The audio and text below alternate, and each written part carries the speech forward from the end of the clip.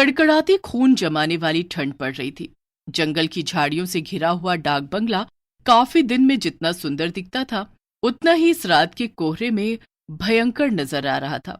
डाक बंगला या यूं कह लीजिए सरकारी गेस्ट हाउस, जहां सरकारी कर्मचारी, नौकरशाह और मंत्री लोग रुक सकते हैं।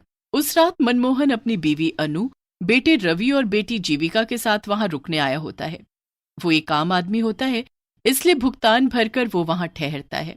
अब कोई गेस्ट हाउस नजर ही नहीं आ रहा है मुझे, इसीलिए यहाँ आना पड़ा। माफ करना रवि बेटा।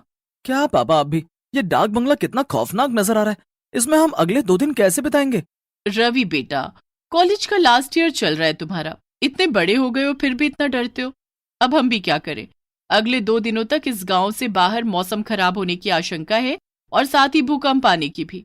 अरे मेरे डरपोक भाई, तुम कब सुधरोगे? अरे उल्टा इस डाक बंगले की खूबसूरती को देखो ना, यहाँ की शांति में कितना सुकून है। उफ। चुप रहो जीविका।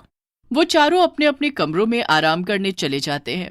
रवि और जीविका एक कमरे में सोते हैं और मनमोहन और अनु एक कमरे में। जब जीविका आराम कर रही होती है तभी अचानक से रवि को बाहर से किसी के हंसने की आवाज आती है।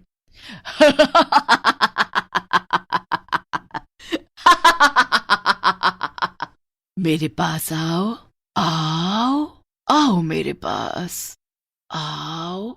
ये किसकी आवाज है? कौन है? रवि के पसीने छूटने लगते हैं और वो बालकनी में जाता है। तभी उसे वहां कोई नीचे नहीं दिखता है और ना ही दूर दूर तक जंगल में कोई नजर आता है।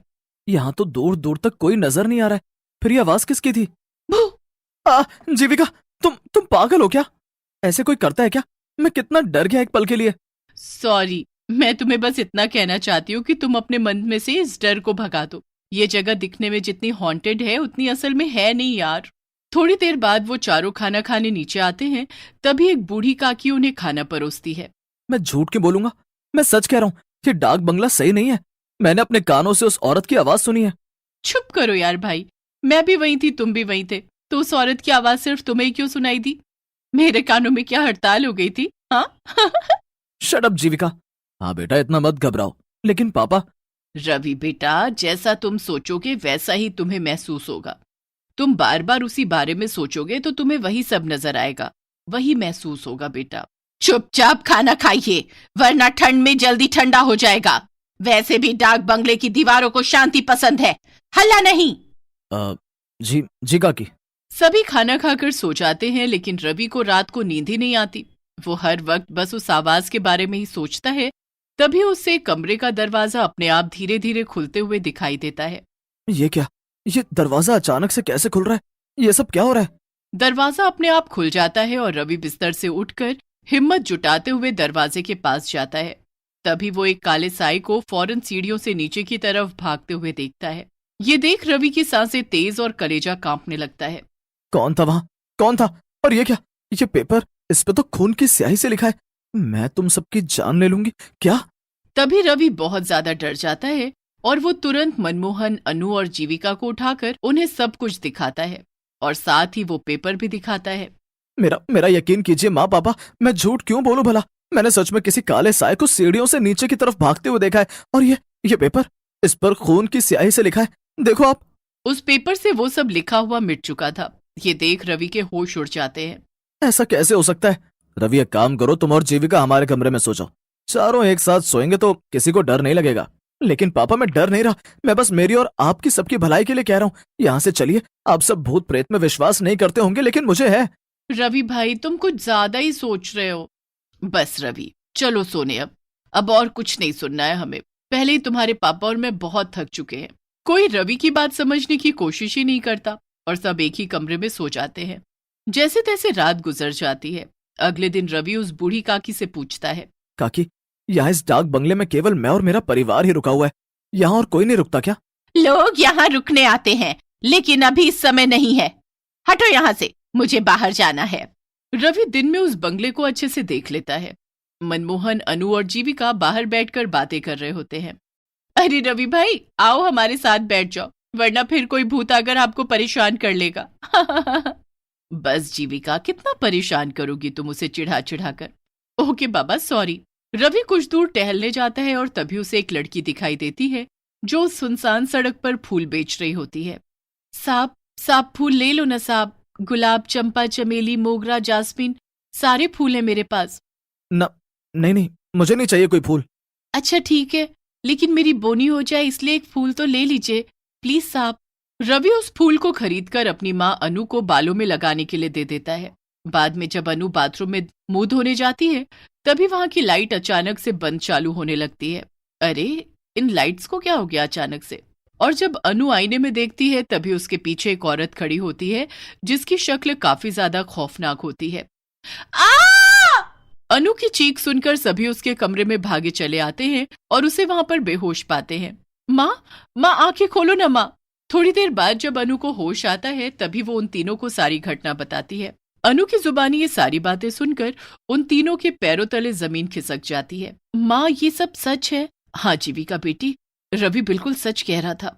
देखो मैंने कहा था ना आप तीनों से, इस डाक बंगले में जरूर कुछ तो गड़बड़ है। मनमोहन जी मुझे कुछ नहीं पता, हम कहीं और रुक लेंगे, चाहिए तो जंगल में रुक लेंगे, लेकिन इस भूतिया डाक बंगले में बिल्कुल नहीं। हाँ पापा, अगर माँ और रवि ने यहाँ कुछ ऐसा महसूस किया है तो हमें यहाँ नहीं रुकना चाहिए। हाँ अनु ठीक है, अपना अपना सामान ले लो, हम सब अभी इसी वक्त यहाँ से निकलते हैं। चारों अपना सामान पैक करके वहां से निकलने लगते हैं, लेकिन तभी वहां डाक बंगले के मुख्य दरवाजे पर वो बूढ़ी काकी खड़ी हो जाती है। काकी हमें जाने दीजिए, हमें अब यहाँ नहीं रहना है। नहीं कहा ना, एक बार जब कोई इस डाक बंगले में आ जाता है तो वो फिर से वापस नहीं जा पाता। नहीं, आप हमें यहाँ जबरदस्ती रुकने के लिए नहीं कह सकती काकी, हमें जाने दीजिए प्लीज। मतलब ये कि तुम सब अब हमेशा हमेशा के लिए यहीं पर रहोगे, इंसान बनकर नहीं बल्कि भूत बनकर। उतने में अचानक से वो बूढ़ी काकी अपने भूतिया रूप में बदल जाती है और वहां आसपास सभी भूत इकट्ठे हो जाते हैं। ये सब देखकर चारों की रूह कांप उठती है और रोंगटे खड़े हो जाते हैं। नहीं, बचाओ! वो चारों भागने की कोशिश करते हैं लेकिन उनके पैर नहीं हिल पाते हैं और वो जमीन से चिपक कर रह जाते हैं। नहीं, हमने यहाँ रुककर बहुत बड़ी गलती कर दी, हमें यहाँ रुकना ही नहीं चाहिए था। बचाओ! ये हमारे पैरों को क्या हो गया? ये हिल क्यों नहीं रहे? हमें बख्श दो, हमें जाने दो यहाँ से, जाने दो, हमें जाने दो। नहीं, कहा था ना मैंने।